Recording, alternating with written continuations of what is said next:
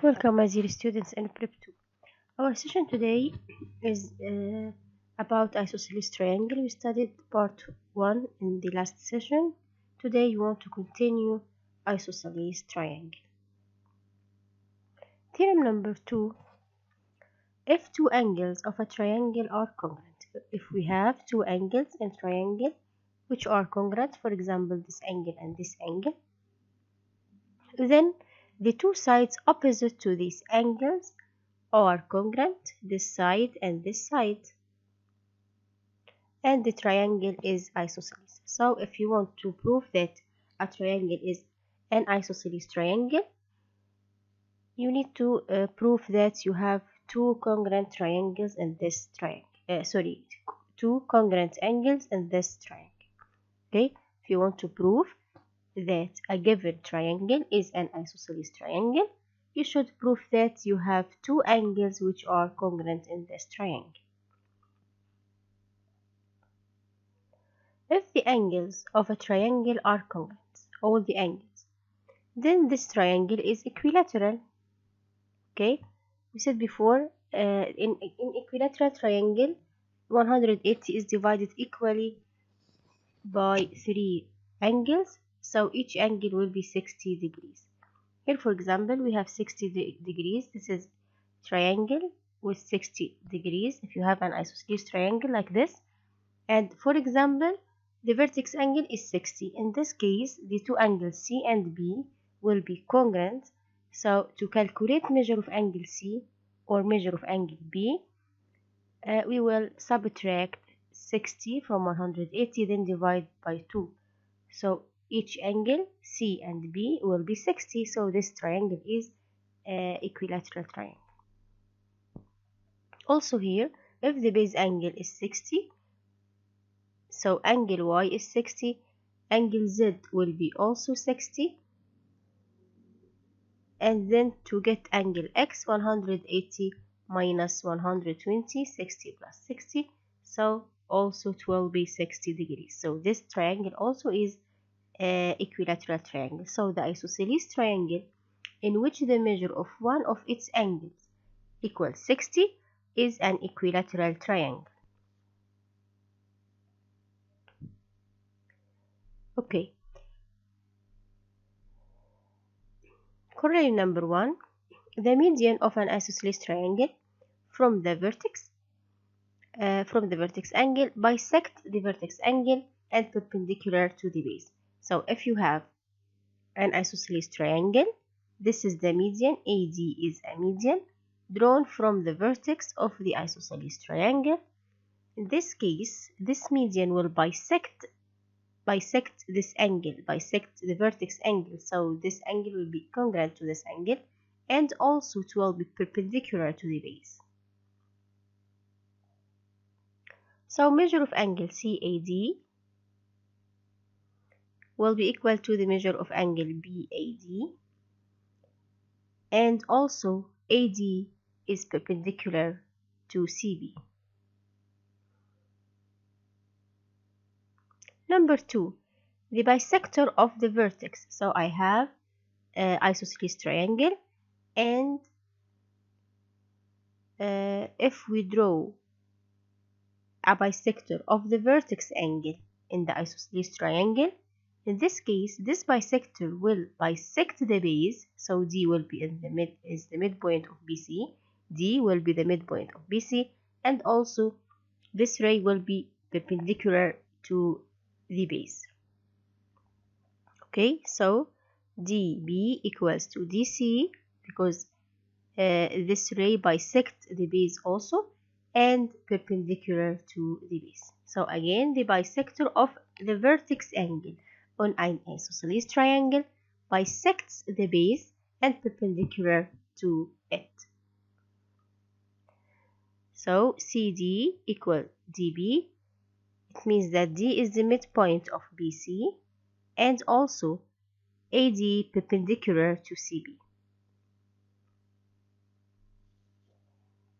Number 3. The straight line drawn passing through the vertex angle of an isosceles triangle perpendicular to the base. So I draw a straight line from the vertex angle of the isosceles triangle, and also it's perpendicular to the base. In this case, it will bisect each of the base and the vertex angle. So this angle will be equal to this angle because this straight line is bisector. Also, this length dB will be equal to DC. So dB equals DC. Okay.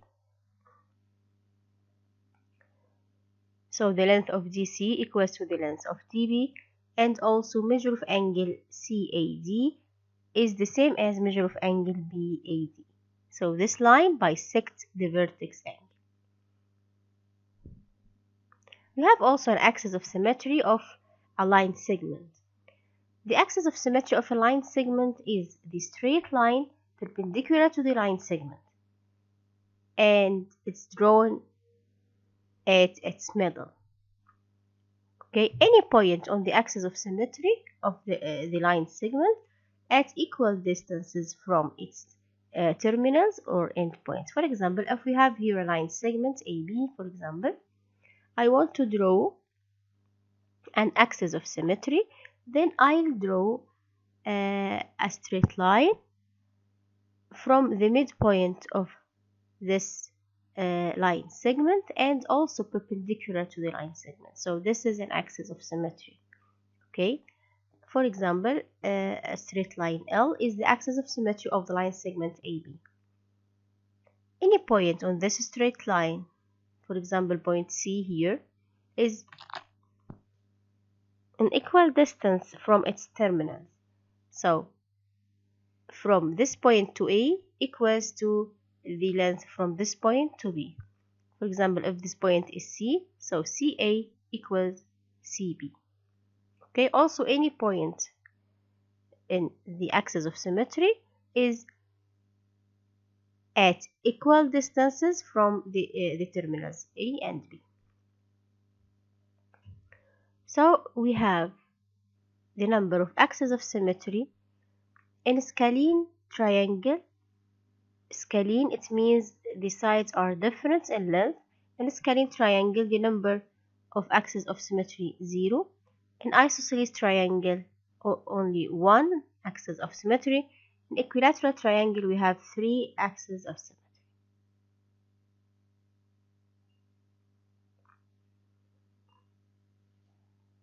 Let's take some exercises. In each of the following figures, write the equal sides in length. Let's begin with number 1. Here we have 38 degrees, 71 degrees, so it's easy to calculate measure of angle Z. It will be 180 minus 71 plus 38, so measure of angle Z is 71. Now we have two congruent angles. They are the base angle, so the length of XZ is the same as the length of XY. So this is the base, and we have two legs. Okay, so number 1, XY equals XZ. Number 2, we have 112, and this is the straight line. So here 180 minus 112. Also here we have a straight line, so here we have 180 minus 136.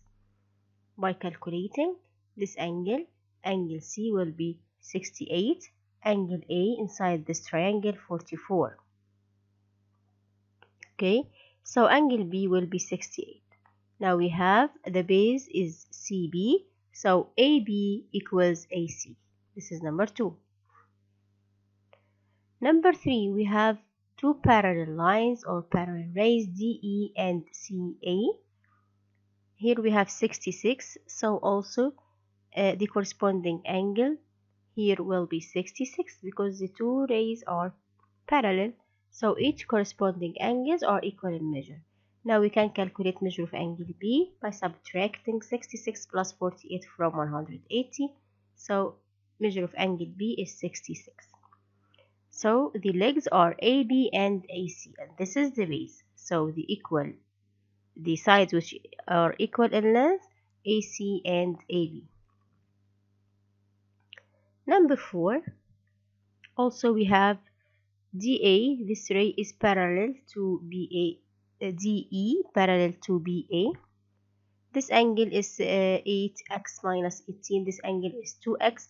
So we have here alternate angles. So this angle also 2x. So we have 2x here and 2x here. Now I want to calculate the measure of angles inside this triangle. Okay, so I'll add them together. If you add the measure of angles of triangle, 8x minus 18 plus 2x plus 5x plus 18, it will be 180. It should be 180. Okay, now we have 8x plus 2x plus 5x, which is 15x. So 15x is 180. 180, then x will be 12. So if x is 12, it means that I'll substitute here and here to get the measure of angles. Put x equals 12, so this angle is 24. 2x will be 24, 2 times 12, and this angle will be 78. When we put x here, x equals 12, and this angle will be also 78. So we have the base BC. It means that the two equal sides are AC and AB. Okay, let's continue. In the opposite figure, ABCD is an equilateral triangle. So we have here equilateral triangle in which AD equals DC equals CB equals CA. So also CB equals to the sides of this equilateral triangle. Prove that the triangle ABC also is an equilateral triangle. Okay, we know that in an equilateral triangle, all the measure of angles is 60. Let's begin with ADC. Okay, here we have AD parallel to BC. Okay, then in the equilateral triangle ADC, in this case, each angle will be 60. So this angle and this angle is 60 degrees. AD is parallel to BC. So this angle also will be 60. We have alternate angles. So this angle is 60. The angle ACB equals 60 because we have DAC and ACB are alternate angles. So they have the same measure. Now we have 60. And here we have isosceles triangle. To get measure of angle CAB and ABC, you will subtract 60 from 180, then divide by 2. So each angle will be 60. All the angles are 60 degrees. So this triangle is equilateral triangle. Okay. So ABC is also an equilateral triangle. That's all about our session today. I hope you have understand our session today. Thank you very much for watching. Next session we will start Unit 5, Inequality. Thank you very much for watching and goodbye.